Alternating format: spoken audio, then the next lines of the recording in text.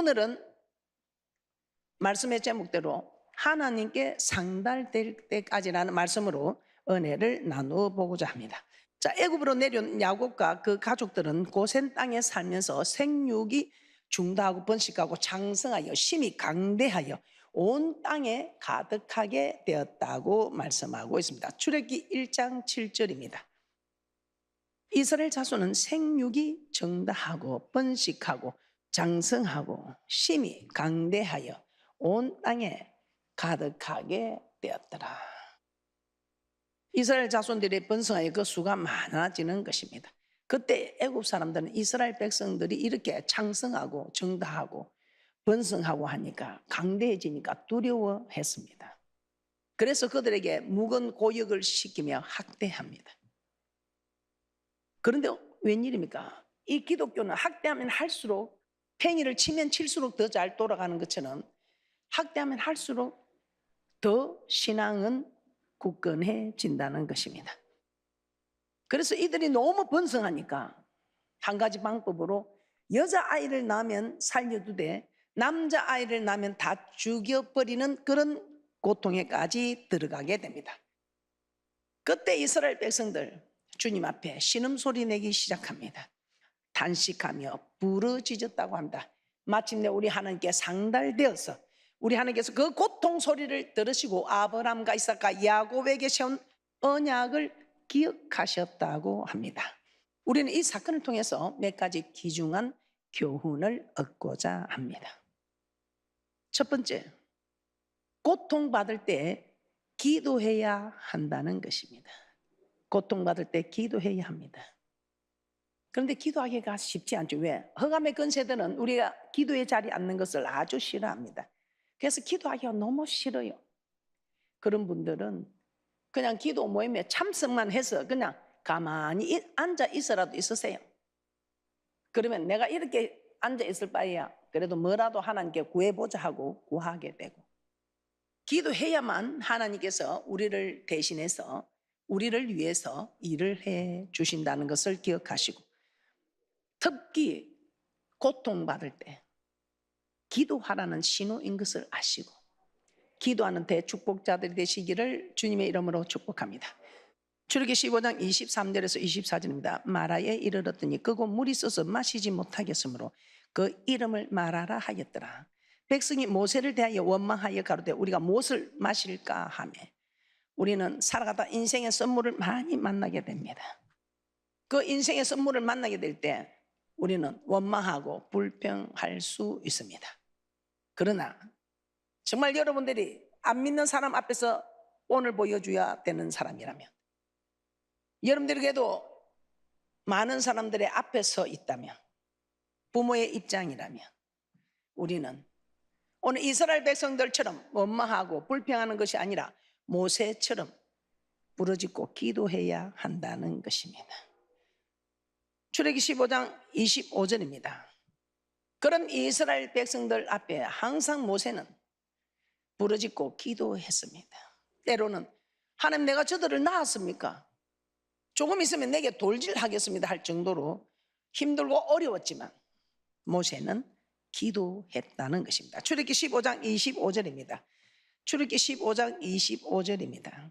모세가 여호와께 부르짖었더니 여호와께서 그에게 한 나무를 지시하시니 그가 물에 던지매 물이 따라졌더라. 거기서 여호와께서 그들을 위하여 법도와 율례를 정하시고 그들을 시험하실세. 마라에서 썸물을 만났을 때 모세는 여호와께 부르짖었다고 했습니다. 즉 기도했다 이 말입니다. 그리하였을 때 하나님은 썸물을 달게 해 주셨습니다. 여러분은 어떻습니까? 여러분은 여러분에게 작고 큰 고통들이 올 것입니다. 그때 여러분은 기도하는 분들입니까? 아, 왜 이래? 하나님 왜 내게 왜 이래요? 내가 하나님 그래도 하나님 좀 섬긴다고 내가 마음을 작정하고 좀 잘 섬기고 있잖아요 하면서 하나님께 원망합니까? 아니면 사람을 원망합니까? 어떤 일이 임하든 간에 하나님께서 허락하심을, 하나님의 섭리를 알게 되면 여러분들은 원망하고 불평하는 일 대신에 오늘 모세처럼 주님 앞에 와서 기도하라는 신호로 알고 기도의 고통을 감당하는 대축복자들 되시기를 주님의 이름으로 축복합니다. 모세는 기도했습니다. 그랬더니 하나님께서는 인생의 선물들을 달게 해주셨습니다. 우리도 이 모든 인생의 선물을 만납니다. 부부의 선물, 물질의 선물, 건강의 선물, 하여튼 뭐 이런저런 뭐 자녀의 선물, 신앙의 선물, 많은 선물을 만납니다.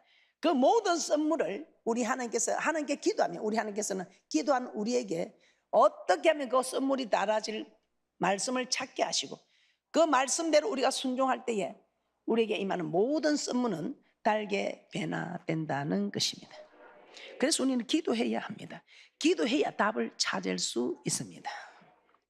두 왕을 한번 비교를 해보겠습니다. 사울 왕과 다윗 왕입니다. 여러분이 너무나 잘 알고 있지만 이 이스라엘 초대 왕 사울입니다. 초대 왕입니다. 하나님 세운 초대 왕입니다.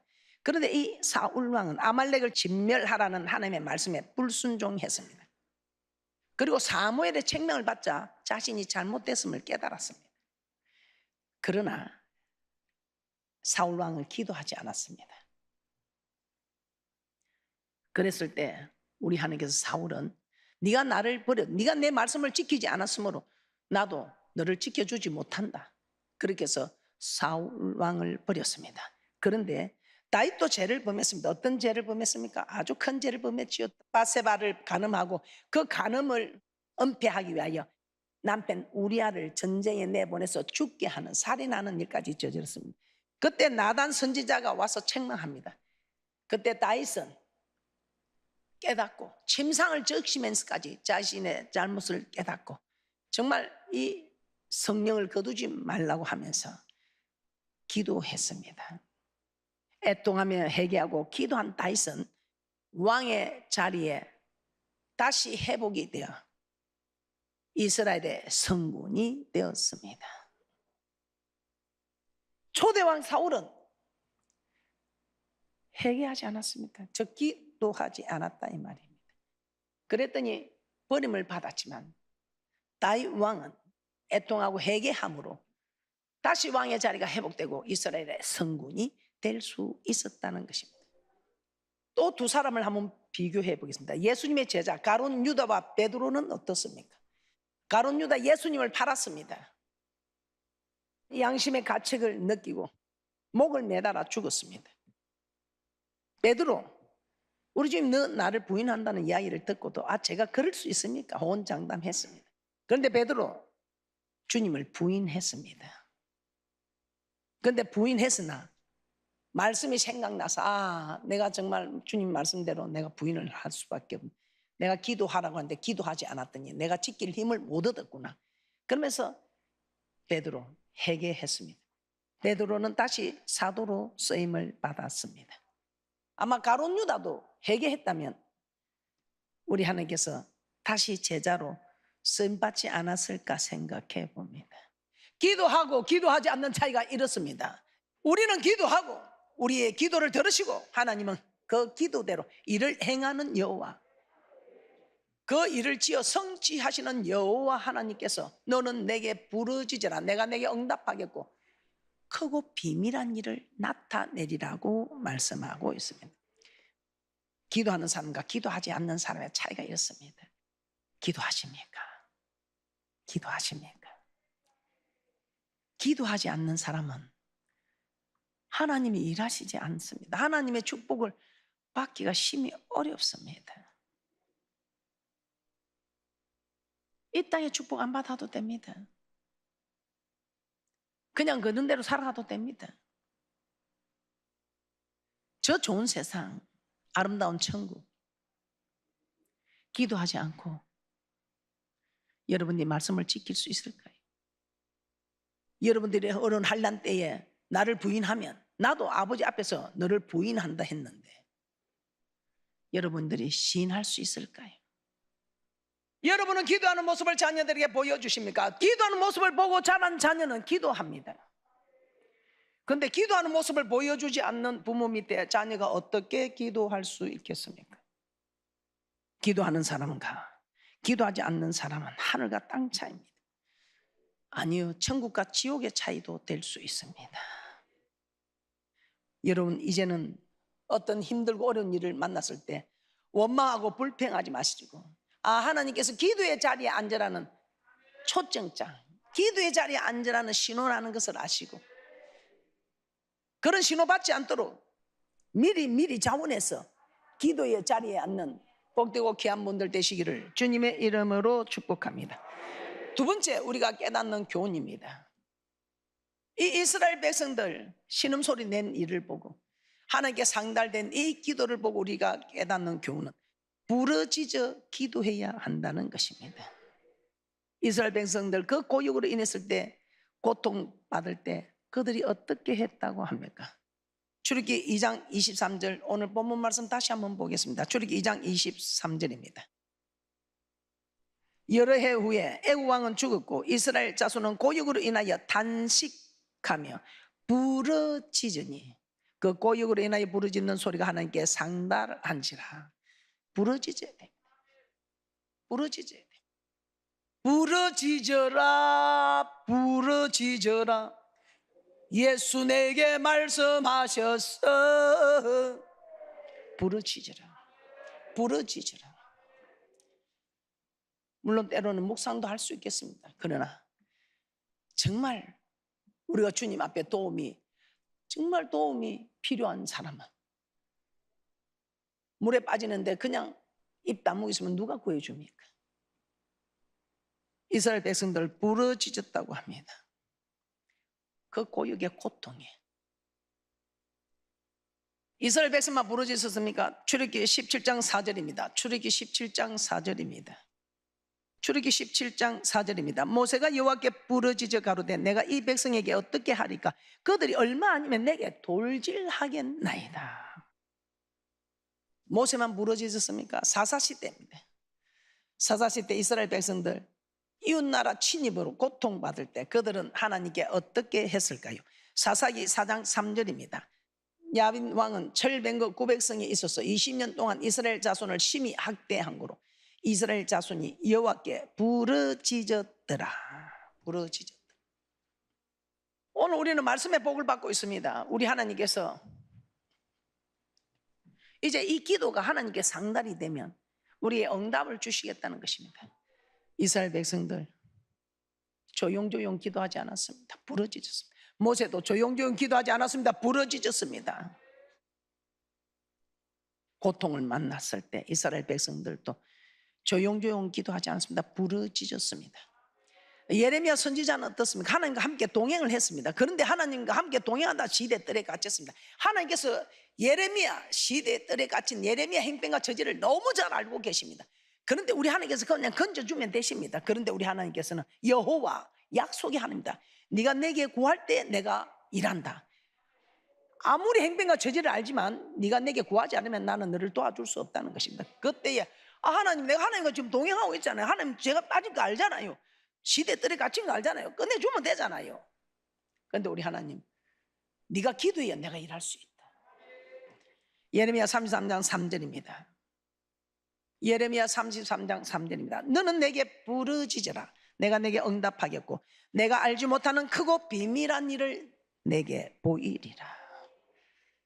그때 우리 하나님이 예레미야 보고 예레미야 조용히 기도해라 그렇게 했습니까? 얌전히 기도해라 그렇게 했습니까? 부르짖어라. 우리 하나님께 기가 둔하여 부르짖으라 합니까? 아닙니다. 부르짖으라. 정말 하나님께 기도할 때 우리는 간절함으로 매달릴 때에 그 극한 신음소리도 나오지만 주여 하면서 아버지 하면서 그냥 통곡하고 외치는 부르짖는 기도. 우리 예수님도 그런 기도를 하셨습니다. 아주 우리 예수님도 하나님의 도움이 필요하여 간절히 기도하는 모습입니다. 조용히 묵상했는데 그렇게 땀방울이 핏방울처럼 떨어졌을까요? 주여 아버지 할 수만 있으면 이 잔을 돌려달라고 하면서 아닙니다. 내 뜻대로 마시고 아버지의 뜻대로 되기를 원합니다 하면서 간절히 기도한 장면이 어떻겠습니까? 묵상이겠습니까? 물론 우리는 때로는 묵상도 합니다. 누가복음 22장 44절입니다. 누가복음 22장 44절. 간절히 기도하는 예수님의 모습을 본받는 대축복자들 되시기를 주님의 이름으로 축복합니다. 누가복음 22장 44절입니다. 예수께서 힘쓰고 애써 더욱 간절히 기도하시니, 얼마나 간절히 기도했으면 땀이 땅에 떨어지는 핏방울처럼, 땀은 끈적끈적 흐르잖아요. 그런데 뚝뚝 핏방울처럼 뚝뚝 떨어졌다. 얼마나 진액을 짜서 간절히 기도했으면. 누가복음 22장 44절입니다. 예수께서 힘쓰고 애써 더욱 간절히 기도하시니 땀이 땅에 떨어지는 핏방울같이 되더라. 우리 하나님은 약속하셨습니다. 간절히 찾는 자가 나를 만날 것이다. 나를 사랑하는 자는 나를 간절히 찾는다. 나를 사랑하는 자는 나를 간절히 찾는다. 그 간절히 찾는 자가 내 사랑을 입을 것이다, 이 말입니다. 잠언서 8장 17절입니다. 그래서 우리는 기도해도 정말 이렇게 간절히 기도합시다. 부르짖고 기도합시다. 오늘 이런 말씀을 듣고도 나는 기도할 일이 없어. 그럼 하나님 기도할 수 있는 일거리 주십니다. 기도할 수 있는 일이 없을 때 기도의 자리에 앉으면 더 좋지 않겠습니까? 고통을 해결하기 위해서 기도의 자리에 앉으시겠습니까? 우리 하나님 허락하시는 축복을 받기 위해서 기도의 자리에 앉으시겠습니까? 잠언서 8장 17절입니다. 나를 사랑하는 자들이 나의 사랑을 입으며 나를 간절히 찾는 자가 나를 만날 것이니라. 이 모든 성경인 66권에 있는 말씀이 우리에게 이해가 된다는 것입니다. 그대로 이루어진다는 것입니다. 말씀이 길이요 진리요 생명입니다. 이 말씀대로 살기 위해서 우리는 기도합니다. 기도하면 하나님이 일하시기 때문에. 그래서 우리가 기도가 답이라고도 하지요. 말씀 안에 답이 있고 기도가 답입니다. 말씀 안에서 답을 찾았지만 기도하지 않으면 그 말씀을 지킬 수 있는 힘을 우리가 얻지 못하는 것입니다. 그래서 우리는 구하라. 기도로 구했으면 이제는 말씀에서 찾으라. 이제 찾았으면 두드리라. 이제는 액션을 취하여 한번 두드려서 안 열리면 열릴 때까지 두드리는 다니엘 기도처럼 이제 우리는 주님 앞에 정말 간구한 기도들이 상달되어 응답이 되는 축복이 있을 줄 믿습니다. 그래서 오늘 우리는 정말 이 말씀을 통해서 세 번째 깨닫게 되는 교훈은 상달될 때까지 기도해야 한다는 것입니다. 상달될 때까지 기도해야 합니다. 다시 본문 말씀 한번 보도록 하겠습니다. 출애굽기 2장 23절입니다. 출애굽기 2장 23절입니다. 여러 해 후에 애굽 왕은 죽었고 이스라엘 자손은 고역으로 인하여 탄식하며 부르짖으니 그 고역으로 인하여 부르짖는 소리가 하나님께 상달한지라. 하나님께 상달하였다, 도달하였다, 이 말입니다. 그 상달한 것이 기도하자마자 상달되었겠습니까? 오랫동안 기도하였다, 이 말입니다. 기도가 쌓이고 쌓여서 하나님께 도달하였다, 이 말이죠. 저 기도의 양이 찼다, 이 말입니다. 출애굽기 3장 9절에서 10절입니다. 이제 이스라엘 자손의 부르짖음이 내게 달하고 애굽 사람이 그들을 괴롭게 하는 학대도 내가 보았으니 이제 내가 너를 바로에게 보내어 너로 내 백성 이스라엘 자손을 애굽에서 인도하여 내게 하리라. 이제 그들의 부르짖음이 내게 달했다. 이제는 양이 찼다, 이 말입니다. 양이 찼기 때문에 우리 하나님께서는 역사하시더라, 이 말입니다. 오늘 저녁 기도했다고 내일 아침 응답하는 응답도 저도 받아봤습니다. 그러나 오늘 저녁 기도하고 내일 저녁 기도하고 1년을 기도해도 10년을 기도해도 응답이 안 되는 기도도 있다, 이 말입니다. 우리 하나님의 그 양이 차기까지 기다리는 기도도 있다, 이 말입니다. 그럼 우리는 기도해가지고 그 기도의 양이 찰 때까지 그냥 기도하는 겁니다. 기도하면 때가 되면 그 양이 찬 대로 하는 역사해 주시고 흘러 넘치는 모든 응답을 축복을 받아 누리는 은혜와 축복이 있을 줄 믿습니다. 사도행전 10장 1절에서 4절에 고넬로 가정도 한번 보겠습니다. 누구든지 신앙의 사람이라면 고넬로 가정처럼 되기를 소원합니다. 그런데 이 고넬로 가정에도 내 기도와 구제가 하나님 앞에 상달하였다고 합니다. 상달하여서 기억하신 바가 되었다고 합니다. 그래서 우리 하나님께 이 기도와 구제가 기억이 되었으니 얼마나 좋은 것을 허락하여 주시겠습니까? 사도행전 10장 1절에서 4절입니다. 사도행전 10장 1절에서 4절입니다. 가이사랴에 고넬료라 하는 사람이 있으니 이달리아데라 하는 군대의 백부장이라. 그가 경건하여 온 집으로 더불어 하나님을 경외하며 백성을 많이 구제하고 하나님께 항상 기도하더니 하루는 제 9시쯤 되어 한상 중에 밝히 보매 하나님의 사자가 들어와 가로되 고넬료야 하니 고넬료가 주목하여 보고 두려워 가로되 주여 무슨 일이니까? 천사가 가로되 내 기도와 구제가 하나님 앞에 상달하여 기억하신 바가 되었으니. 고넬료는 백성을 조금 구제한 것이 아니죠. 많이 구제했다고 합니다. 백성을 많이 구제. 그리고 가끔 기도한 것이 아니고 항상 기도하였다고 합니다. 많이 구제하고 항상 기도하였다 이 말이에요. 그래서 도달하여서 상달이 되었다 이 말입니다. 항상 하나님께 기도하고 많이 구제한 이 고넬료는 상달하여 우리 하나님께서 가장 좋은 곳을 주시려고 고넬료를 찾아왔습니다. 왜요? 왜 찾아오셨습니까? 상달이 되었다면.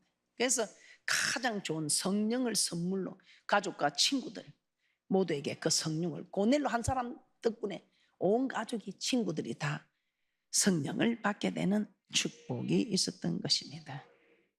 그래서 우리는 기도할 때에 한 번 기도했다고 하는 것이 아니고 정말 계속해서 많이 구제하고 항상 기도한 고넬료처럼 우리도 많은 주님의 일에 봉사하고 항상 기도하는, 쉬지 않고 기도하는 귀한 분들 되셔서 이달리아 백부장 고넬료에도 하나님 이리 축복하는데 여러분 모두가 신앙의 금수저들 되시기를 주님의 이름으로 축복합니다.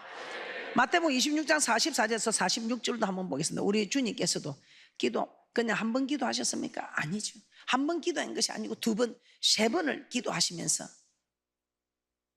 계속 기도하는데 우리 예수님은 하나님이십니다. 참신이십니다. 신성과 인성을 겸비한 분입니다. 그럼에도 이렇게 기도합니다. 아니 하나님이신데 기도 안 하고 역사하셔도 되잖아요. 그래도 우리 예수님께서는 말씀도 하나님께서 주신 말씀만 우리에게 전해주었다 했고 우리 하나님께서 말씀하신 대로 그대로 우리 예수님은 그대로 죽기까지 순종하신 그 본을 보인 예수님. 우리 예수님은 한 번만 기도했을까요? 마태복음 22장 44절에서 46절입니다. 또 저희를 두시고 나아가 세 번째 동일한 말씀으로 기도하신 후 이에 제자들에게 오사 이르시되 이제는 자고 쉬라. 보라 때가 가까웠으니 인자가 죄인의 손에 팔리우느니라. 이느나라 함께 가자. 보라 나를 파는 자가 가까이 왔느니라. 한 번 기도했다. 아직 기도의 양이 차지 않았죠. 또 두 번째 또 기도합니다. 그래도 기도의 양이 차지 않았습니다. 세 번째 기도하면서 비로소 이제 기도의 양이 다 차서 하나님으로부터 주는 십자가를 질 수 있는 능력이 입히어졌던 것입니다. 예수님조차도 기도를 똑같은 기도를 하나님 이 잔을 감당케 해달라고 세 번이나 기도하셨는데 우리가 무엇이 한데 우리는 세 번만 해서 되겠습니까? 30번 아니라 300번이라도 우리는 해야 되지 않겠습니까? 다니엘 역시도 마찬가지죠. 다니엘이 기도하는 첫날에 하나님 응답했지만 그 응답이 내려오기까지 다니엘은 기도했던 것입니다. 다니엘 10장 12절에서 14절입니다. 그가 내게 이르되 다니엘아 두려워하지 말라. 내가 깨달으려 하여 내 하나님 앞에 스스로 겸비케 하기로 결심하던 첫날부터 내 말이 들으신 바 되었으므로 내가 내 말로 인하여 왔느니라. 그런데 바사국군이 21일 동안 나를 막았으므로 내가 거기 바사국 왕들과 함께 머물러 있더니 군장 중 하나 미가엘이 와서 나를 도와주므로 이제 내가 말일에 내 백성에 당할 일을 내게 깨닫게 하러 왔노라. 대저 이 이상은 오래 후의 일이니라.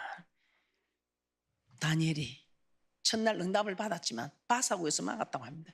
그래서 우리가 기도할 때 바사국 공중근세 잡은 자들이 막을 수 있기 때문에 어떤 일이 있어도 그 응답이 내려올 때까지 기도의 줄을 놓치지 않는 귀한 분들 되시기를 주님의 이름으로 축복합니다.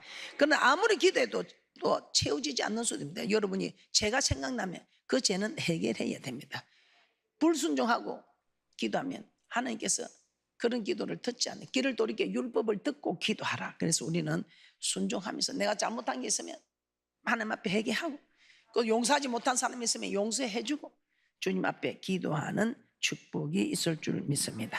그래야 여러분은 금수저, 신앙의 금수저들이 되는 대축복자들이 되시기를 다시 한번 주님의 이름으로 축복합니다. 말씀을 정리해 보겠습니다. 이스라엘 백성들의 모습을 통해 우리는 기도에 대하여 다시 한번 배우게 됩니다. 우리에게 다가오는 고통과 문제들은 하나님께 기도하라는 사인입니다. 기도할 때는 부르짖어 기도해야 됩니다. 간절한 마음으로.